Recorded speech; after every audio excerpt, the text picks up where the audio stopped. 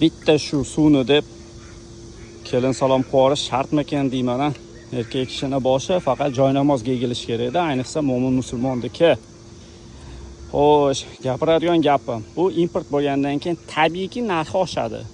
Endi bu sotuvchining mulki, moli, xohlagan narxga sotishga haqqi bor. Misolda xohlaganiga aytayapti, "Ey, bu qimmat, import bo'lgan, xohlasang arzonrog'ini ol", deyapti.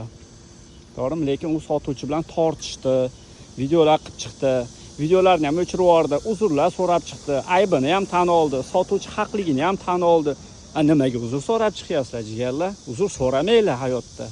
Mana biz 7-8 yildan beri Koreyada yashaymiz. Biz 5 qo'ldek bilamiz. Qog'ozga o'rab gapirdim. Bilamiz.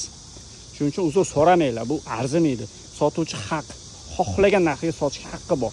Bu sotuvchining mulki, moli. Shundaylar, uzr so'ramanglar, boshinglar faqat joy namoziga egilsin.